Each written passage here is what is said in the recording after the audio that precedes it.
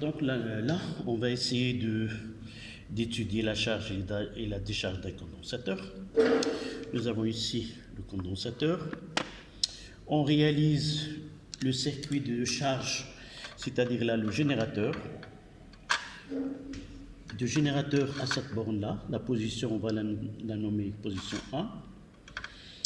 Et ensuite, si on ferme dans cette position-là, galvanomètre à zéro central, vers le condensateur, et du condensateur, on ferme vers le générateur. Là, c'est le circuit de charge.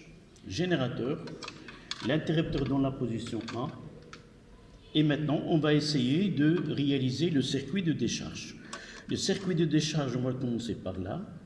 Il y a le galvanomètre à zéro central, le condensateur, et je dois faire un nœud soit ici, soit là, et mettre le générateur à l'extérieur de ce circuit.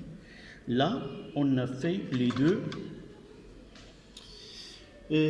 deux circuits de charge et de décharge. Je déplace le circuit dans un sens, donc c'est là. Donc, c'était déjà chargé, donc il se déplace.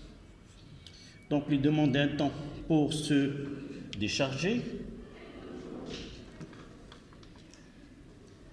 Normalement, on doit faire une résistance de décharge. Ça demande un peu de temps parce que le condensateur est de capacité 4700. Vous voyez, il va revenir à zéro. Même si le circuit est fermé.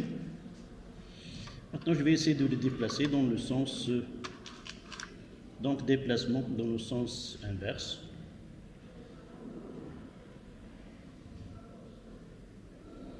Si nous avons utilisé un condensateur de capacité qui est très faible, on n'aura pas ce temps pour revenir au zéro.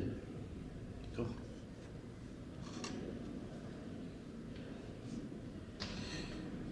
Donc pour nous, il y a charge et décharge. Je vais essayer de diminuer la temps là. J'ai utilisé le 6 volts. D'accord. Donc normalement, si nous utilisons un autre condensateur de capacité qui est un peu plus faible, voilà, il revient à zéro.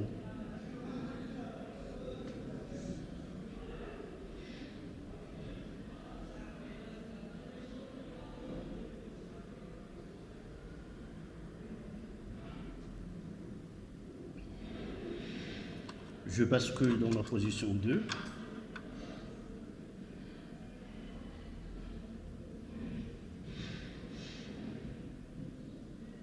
Vous voyez qu'il revient à zéro. Ça, c'est la décharge. La tension aux bornes du condensateur diminue de sa valeur maximale, qui est celle du générateur 6 volts. Il va aller vers la valeur 0.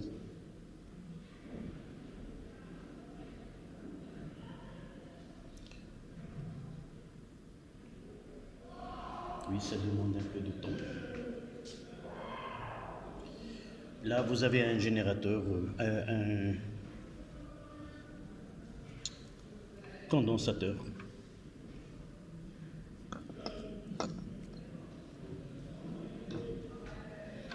Donc, voilà, 0. Vous voyez, c'est la position 0 là. Donc là,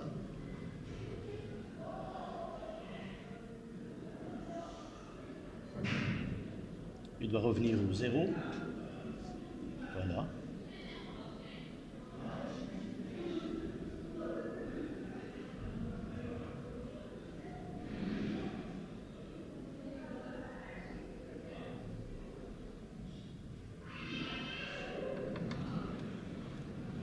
Et il reste un petit peu. Donc, dans sa position là.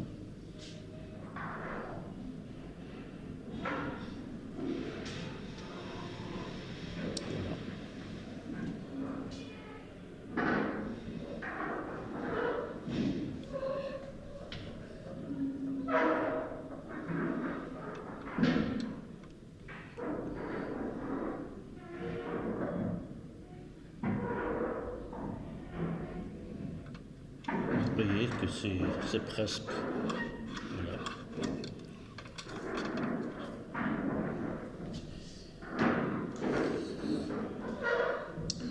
Donc c'était la charge et la décharge d'un condensateur.